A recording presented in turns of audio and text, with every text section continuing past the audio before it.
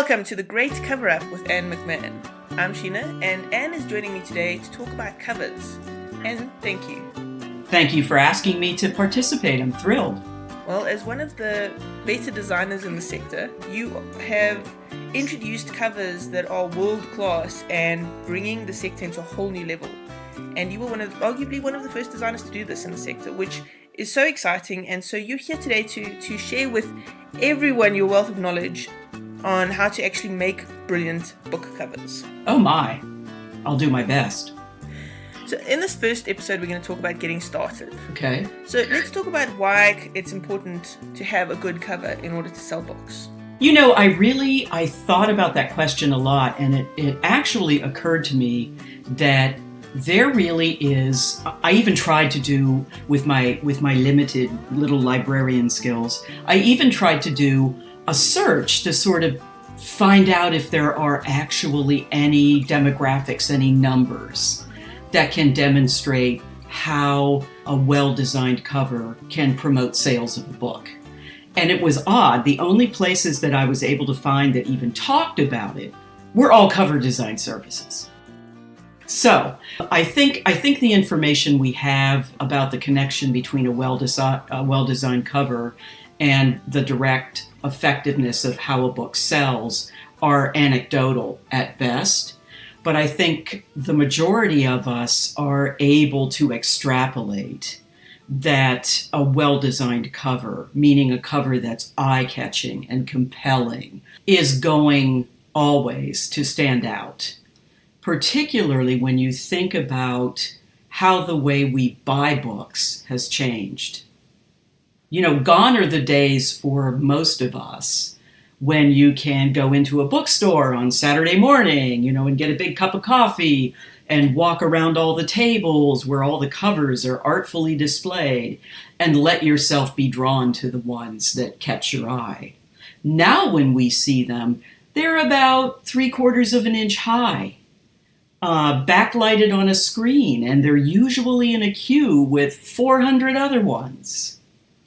So, the challenge becomes even greater to make sure that the cover on your book accomplishes what you, the author, need for it to accomplish in a really, really quick amount of time. Otherwise, no one's going to stop and click on it to say, hey, what is this about? And it's not just online stores. You're looking at social media as well. You're looking at everywhere that people is likely to find your book. It's most of the time not going to be a full-sized printed thing. Yeah, almost never. And the good news is if you are lucky, if you're fortunate, if you do a great job yourself, or you connect with someone who is experienced at helping translate the message of your book into a graphic medium, then somebody is going to go, ooh, that looks really cool. And click on it to make it bigger and see what it's about. And then maybe they'll read the blurb. Maybe they'll read some kind of summary and take a look inside and then bother to kind of go on and say, wow, what else has this person written? What do people who buy this book also buy? So that's the job. Absolutely. You mentioned a really fundamental point, which is your book has to look like what it's about. Correct. So you can't just it's not just good enough to have a pretty cover, you have to have an accurate cover. Right. And the difficulty in every case, and I work with quite a few publishers, and each of them have a different process they follow with their authors. Some publishers are very willing to let the authors of the books be intimately involved in driving the cover design process. Other publishers are kind of polite and deferential and let the authors see the covers, but they don't really give them the autonomy to say, yes, I like that. No, I don't like that. So it really is a crapshoot. Also, being an author, I can say that probably the worst covers I design are the ones on my own books. I would probably be better served to have somebody else do my own covers. The reason that I say that is because I understand how precious the message of the book is to the author. and how what you bring to the conversation can really sometimes drive the project off the rails. So is it better then to not have the author directly involved? I think it's better to have the author involved in appropriate ways. I should run for political office. But the appropriate ways are, the author is the person who knows what the book is about. The author is the person who can say, when someone finishes reading my book, this is what I want them to take away from it. This is what I want them to know and remember, that the 300 pages or whatever they committed, what the message of the book was. And a cover designer who's going to do a good job and an effective job has to tease that information out of the author. And boy, is that a challenge sometimes. I mean, I try in every case, when I begin working with someone, maybe an independent author, or even through the publisher, I have direct interactions with the authors of the books. And in every case, I will ask them, what are the major metaphors in your book? What is your book about? Not the plot. Don't give me a plot summary. Tell me what your book is about. Is it about loss? Is it about inveighing against, some kind of difficulty? Is it about conflict with your parents? Is it about finding love late in life? What is the book about at its macro level? And that's what I want to know. I don't need to know, here are the 32 minor characters. This is where they eat lunch. The main character really loves yellow sweaters. She has a Pomeranian. I don't need to know things on that granular level. I need to know, what's the big stuff. When I walk away after reading your book, what do I remember about it? And that's what a good I keep saying a good cover designer. I should not use pejorative language like that. But I say that because that's the way I push myself. That's what my job is. My job is to try to get the author to connect with the kind of global message of their book. And that's the one thing you want to show on the cover. One idea, not 35. Let's take a step backwards and look at, what do you need to ask? What are the fundamental questions that you need to dive into when you're looking for a designer? First, you need to know what your book is about. You, the author, what is my book about? A one-sentence description, not a plot summary. What is the overarching message of your book? What is the theme that drives the story? And think in terms of bigger, what could a designer select out with a pair of tweezers from all 400 pages, the thing that is most evocative of the story you have to tell. You need to know that. I have an author friend. She talked about working as a mentor with a young writer, and the writer already had the book in the can. It was finished. And the book was like ready to launch. And Steph said, okay, well, before I start, working with you on content and, development, I want you to tell me in one sentence, what's your book about? Go. And the author just sat there.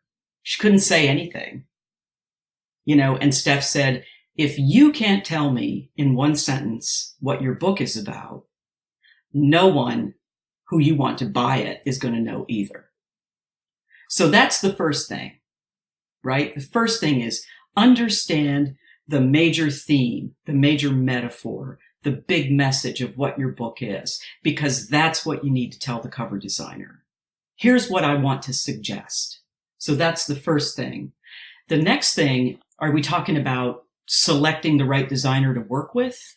Like what you should look for? Yep, the whole process. So say I'm running a publishing company and I decide I need a cover designer. Now what? Well, then I think you need to look at the person's portfolio. If you're going to take your car in, to have the engine overhauled, or you crack your engine block or something like that, you're going to want to make sure that you're taking it to a place that A, has people who are skilled at fixing that vehicle, B, has the correct tools to work on it, C, can get the parts, and D, has really good consumer reviews from other people who've had their vehicle repaired there. What have other authors said about what it's like to work with this person? If you're going to hire a designer, ask them to tell you who else they've done covers for. And talk to those people. What was the experience like? Do you feel like you got good value? Did it take them 8 months to create the cover? How long was the process? How many rounds of changes were they willing to make? All of that. Who owns it? When the design is finished, does the design still belong to the cover designer? If there is, if there's stock art, if there are stock art images used, who bought the license for those? Did you buy it? Did they buy it? Whoever buys it is the person who holds the license to the art. So they're really the only person who can legitimately use it. Questions like that. But mostly, I think, go and look at what else they've done. Have they done books for authors who write in the same genre you write in? If you write paranormal, erotic, transgender poetry, has this person, there probably is a category for that. I'm sure there is. Well, we know, for example, that when you get into fantasy and, I don't know, you'd be a better one to rattle off some subgenres. Does this designer have any experience doing other books in that? Because there are things that certain kind of books have in common and that readers are going to look for that are tells. Certain kinds of, colors, typography, whether they use photographs or illustration, that kind of stuff. So you want to find somebody who can demonstrate that they can work within those parameters for you. But make them show you what they've done. Go look at their work. And go someplace where you can look at it really tiny, to see if the books this person has done really stand out and stand up against that cacophony of all the other stuff, that's vibrating and trying to grab your attention. I would push people too who are on the market for a cover designer to find out what the credentials are of the person who's doing the design. What software do they use? I, for one, would probably not want to hire somebody who's going to design my cover in PowerPoint. I'm not saying that it's impossible to do good work that way, but you kind of want to say, well, what do you use? What kind of software do you use? What access to typefaces do you have? What stock art services do you use? Because there are some good ones and there are some horrible ones. And you don't want to get into a situation where you've hired somebody to work on your cover and they're randomly grabbing images off a Google image search. Okay, so let's take 3 steps back. I'm sorry. No, it's okay. It's okay. Let's just get into specifics here. Okay. Ideally, you're looking for somebody who works in professional design software such as Photoshop. Correct. InDesign. Any of the what we would call the Adobe Creative Suite. It's now Creative Cloud. But yes, absolutely. That would be what I would suggest. And one of the reasons it's kind of like and this gets really annoying. It's kind of like saying, well, of course you're going to market your books on Amazon because you have to. Because they're like 3M. They own everything, right? So you would be ill-served to say, I'm not going to, make my books available through this, medium that has worldwide distribution, blah, blah, blah. Well, you could argue that the Adobe products are kind of the same way. You sort of get to a point where you have to use them, not just because they're good, but because they've become the industry standard. And you know that wherever you're going to be sending your files for reproduction, printing, whatever, they're going to know how to deal with Adobe products, and they're probably going to prefer files that were created that way. Absolutely. Okay, so the Adobe Suite is ideally what designers should be using. And stock photos, let's talk about, you said there were good places and there were not so good places. So stock photos are a whole thing with licensing. Right. And you can't just go grab any photo and use that for commercial purposes. No, you can't. What you really want to be wary of, and you want to hold whoever is working on your cover to account. Where did you get the images? Do you have the rights to use them? That should always be the first question. I always disclose to people on the front end what I use. I use one service. I use Getty Images.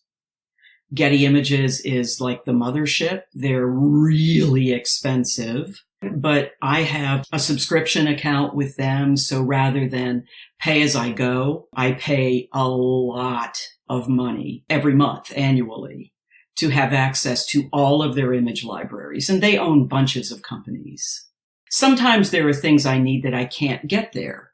And when that happens, I will disclose to the publisher or the author, I have to go outside of Getty to get exactly what it is you want. Are you okay with that?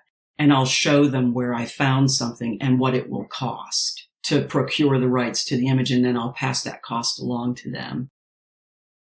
There are places up there, that are like Dollar Photo or, Dreams Time is kind of like a big garbage can, but they have some good stuff. If you're willing to kind of put on your safari gear, get in there and hack your way through all of the crap where somebody took a bunch of vacation photos in Hawaii and threw them up there. But it's just that kind of thing. Like my advice is always to try to stay with a place that has good production qualities for the images they provide. The images are high resolution, the color is correct. If you're getting a vector-based piece of art like an illustration, there's really good vector art and there's really crappy vector art. A really good piece of vector art is going to be a drawing or an illustration that is 85% of what you need, but there's stuff in it you need to get rid of, like the Pomeranian or the yellow sweater. So you want to be sure that you're getting a really good piece of art so that when you open that thing in Illustrator, all 12,000 layers are right there. So you can go down through them and say, yellow sweater, gone. Dog, gone. That kind of thing. I know there are a lot of people now who are very partial to, I think it's called Pexels. Yeah. A site called Pexels. And, you can find some decent stuff there. It's like one of these sites where, and people will have to forgive me if I mischaracterize anything because, a lot of these places I know about, but I don't use them. My understanding is that Pexels is a site where anybody can create an account and throw their own images up there, and they make them free. They're free. You can download them. You don't have to pay anything. You don't have to worry about, getting sued, if HBO picks up your book, and wants to use, that kind of thing. Wouldn't that be a good problem to have? So, I've worked with one or two authors who have had images on Pexels that they thought were perfect. And you can make those work, but sometimes you run into the quality issues I identified, like the resolution isn't good enough. And you can't really do anything to edit the images once you take them. Because I edit stuff all the time. Change people's hair color, change what they're wearing, multiply them on top of other images to put them in a different setting. So I have to make really sure that I have a license agreement that gives me permission to do that. And not all of them do. Yes. Which is why, another reason, you should hire a designer who knows these things so that you don't have to worry as an author. Yeah, what you want to make sure of is that if anybody's going to get sued, it's the designer and not you. You're listening to The Lesbian Talk Show. TheLesbianTalkShow.com, your hub of podcast information. Okay, so now from a designer's point of view, what do you need from authors in order to make the cover perfect? Michael Nava recently hired me to make new covers for a bunch of his backlist titles and then to do a new cover for his new release. And it was like an out-of-body experience to work with him. It was just perfect because he knew exactly what information to give me. I didn't even have to go back to him and ask any questions.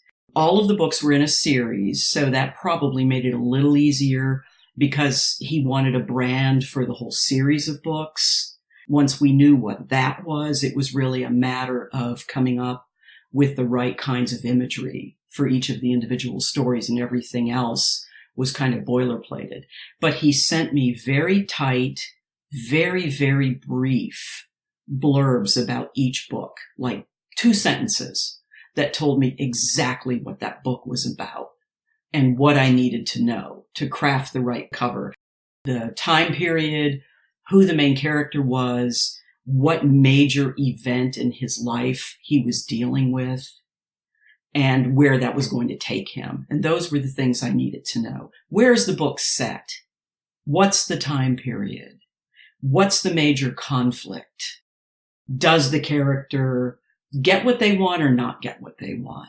And is the book part of a series? Is it book 2? Is it book 10? Is it book 1 of 6? Those are the things I know. What is the primary emotion that you want to evoke in a reader?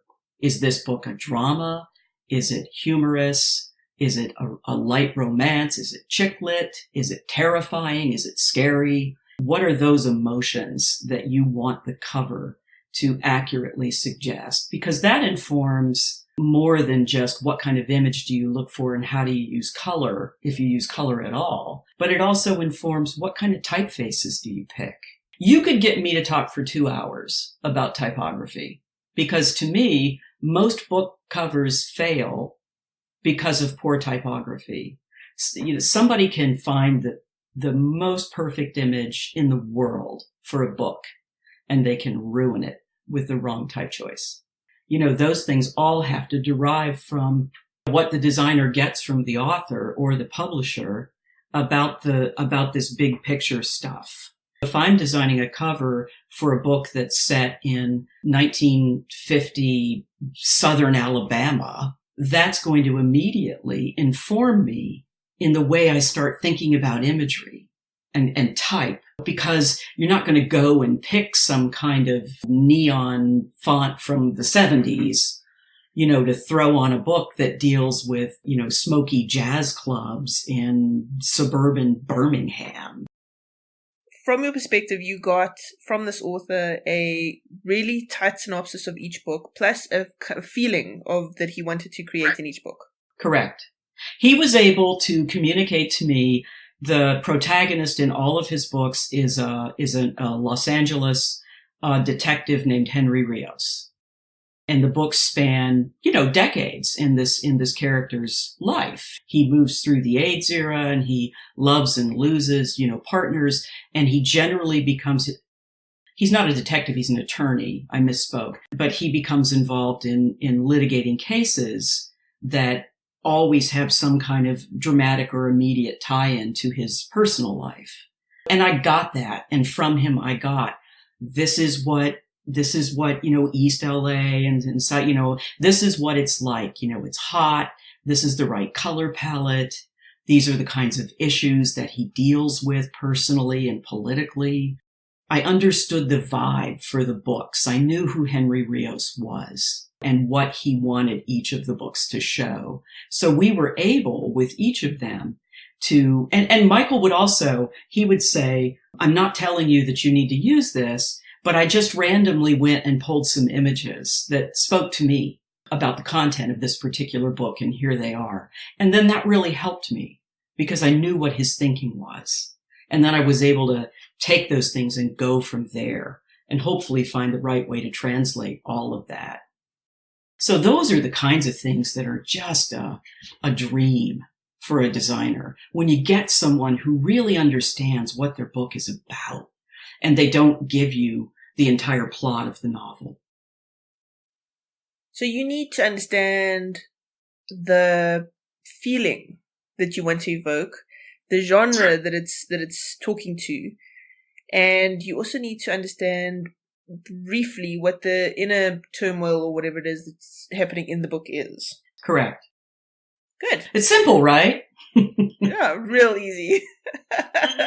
Real easy. I had many experiences where I work with an author and I feel like I understand all of that, and I'll do a cover and kick it back to them, and they'll just be aghast, like, what is this? This has nothing. And then I'm horrified, like, how in the world did I get it so wrong? Sometimes it's me, sometimes I just got it wrong. And then sometimes it's because there were like really key things they didn't share that suddenly floated to the top when they saw something that just missed the mark. Perversely, getting too much information is really worse than not getting enough. If somebody can't pare down the overarching message of their book into one sentence and they tell you everything, then you're kind of leaving it up to the designer to try to figure out what in the world is this book about. I've had authors too who have offered to send me the manuscript and say, do you just want to read it? And generally I don't. I mean, I rarely do. Sometimes, because I do all the covers for Bywater, sometimes I really do look at them, but I rarely read the entire book. I might dip into it just enough to get a sense of how the author actually manages the material, but usually I don't read the book. I probably should not have shared that. No, it's completely understandable. Reading a book is a time-consuming endeavor. Especially when you're also trying to write them. Right. And to design a cover, it's just going to add several days onto your process. So, yeah. No, the authors and publishers should be able to tell you at least that. Okay, so when is it good for the authors and publishers to just get out of your way and let you design? At what point? Do I tell you the truth, or do I say something politically correct? As soon as they hire me, they should just go out for lunch. If I have questions, I ask them. Like, if you hire me, Sheena, and say, I've written this book of short stories and it's about this, and there are 8 stories and they run the gamut from this to this, and they all have the same character, and, they're, I don't know, they're humorous or whatever. And I ask you a couple of questions. When I stop asking you questions, then I'm ready. I feel like I have what I need, to go to work. So, where it tends to go off the rails, at least for me, and where I sort of begin to think I'm not really the right person to work with you, is when I come up with something that I think is effective and hits the marks that the author has given me, and I send it off, and the author comes back and says, well, this is really close, but my main character doesn't look like this. My main character has darker hair, or I don't always put people on covers. Sometimes I do, if the author feels really strongly about that. Okay, here's a good example. When you were a kid, and I can tell that you're way younger than me, so this may not be relevant, but when I was a kid, in the encyclopedia, the big encyclopedia, pull one off the shelf in the library, were the see-through frogs. Remember those? You get to the frog. Oh gosh, like in the Britannica. And you've got like this illustration of, this poor frog who's all like tacked out. And there are all of these acetate overlays. And one has the circulatory system, and one has the skeleton, and one has muscles, and you can like peel them off and basically, if you think of that as the prototype of everything that could conceivably go into a book cover, the best cover is the bottom layer, where all that stuff has been peeled off because you don't need it.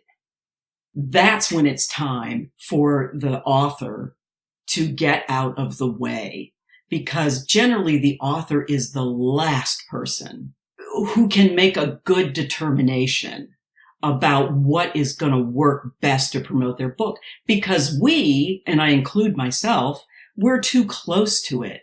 It's too precious. And we know too much. We know too much about it. And we don't want the potential buyer to miss the little nodule on the major blood vessel on the frog's carotid artery, because that really matters. Well, no, it doesn't really matter. When I'm a potential buyer and I see this little 1/2-inch image of your cover scroll by, I'm not looking for that. I'm looking for what's a frog like, not what is everything that's inside it. That was a great analogy. Your assignment is to go find an encyclopedia and look at the see-through frog. I understood the analogy once you were explaining it. When you're designing a book cover, are you thinking about the audiobook as well? Because audiobooks are a natural progression nowadays. Well, they are, but not everyone does them. And one of the things that happens very often is I'll work on a cover for someone and it'll be months, maybe 9 months, a year later, sometimes longer, that they will come back and say, hey, I'm going to get this book produced in audio. Can you do an audiobook cover for me based on the original art? It's a lot better for your designer to know, if you can do it on the front end, that you might wish to do that down the road, because you're talking about a completely different format. An audiobook cover is square. It just is. And you don't just take the regular book cover and smash it, to get it to go into that where everybody looks like they're in an El Greco painting, where their heads are, they look like cone heads. You want to give your designer a heads up as you're working on this. Keep in the back of your mind that down the road, I may wish to produce an audiobook. With authors for whom I work, where I know that either immediately or eventually they're going to do audiobooks, I do keep that in mind. I try to pay attention to the kind of image I use and are they things that I can adapt to be square? And can the typeface that I pick for the title still be legible at that smaller size?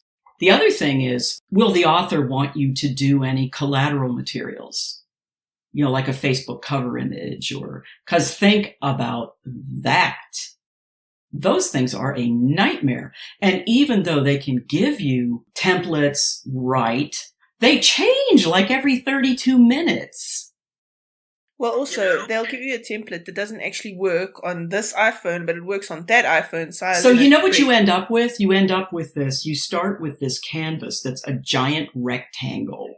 And you have this tiny little space in the middle where if you want to make sure that it's going to render on every platform, it's like 4 postage stamps together. That's kind of the space you get, so that your name's not cut off or half the image isn't gone or whatever.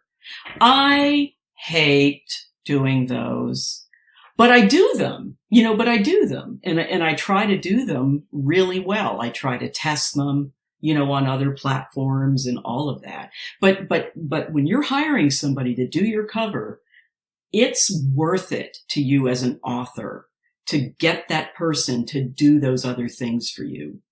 And make sure they know how to do it. Make sure they've got experience. Have you ever designed an audiobook cover? Have you ever done a Facebook cover image? Have you ever done, a web ad? I actually do animated ads for people, like ads that scroll almost like slideshows and stuff. So all of those things are possible, but you've got to get somebody who is familiar with it and who knows how to design for those different mediums.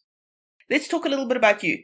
You have been designing for a while. I have for a very long time, 40 years. And you studied design? You worked in design? I did not. I had I don't think that I could have a parallel experience today because the technology has just advanced so rapidly. When I went to college, I actually majored in history and English. Fully intended to go to graduate school and all of that. I actually did go to graduate school for a year, but I was terrible at it. And I worked for a public library for a couple of years. I drove a bookmobile, which is the best job I ever had. And then I kind of fell into design because I was always a pretty good illustrator. And in those days, if you could draw fairly well, I picked up a lot of freelance work doing advertising for retail stores, doing illustrations and all that kind of stuff. So I always made money doing little side business. And then I kind of got into doing signs and posters and all that jazz. And then it was sort of a short trip from there to actually get into publication design, newsletters, magazines, that kind of thing. And I got my first job working in higher ed as a graphic artist. In those days, there was a difference. It was almost like I don't know, what do you call it in a sort of union idea where you're like an intern, and then you're a journeyman, and then you're whatever. So I started way at the bottom, back in those days. And then, as time went by, when I retired from my professional career at the end of December as a graphic designer, it was amazing because we went from the days where a designer pretty much dealt with the text only, and then you would indicate for a printer where they would take the photographs and drop them in and scale them and all that jazz. Well, now designers do everything. But I feel like the fact that I had a background like that, if I have any skill at all as a cover designer, I think that's why. Because I started really understanding how to work with type. And most people today, because of the computer, unfortunately, know nothing about typography. They don't understand it. They don't know that letters are made and formed to interact with each other in a certain way. Because a computer says, oh, a W has the same character width as a capital I. No, it really doesn't. A word that has an A and a V and an I, and you're going to have these giant honking spaces between. Have you ever noticed that? Where some of the letters look like they're sort of spread out, and then some. Well, the computer does that because it doesn't see any difference between the properties of the individual letters. That's what a designer does. A designer should be able to look at that and say, yeah, I need to go in there and close that up and make the letters of this title play nice with each other. Here's like a nuance of sort of cover design production that is a thing that you really want your designer to pay attention to. And this may be a question for a later conversation, but it relates to how is your cover going to be produced? Who's going to make your books for you? Who's going to print them?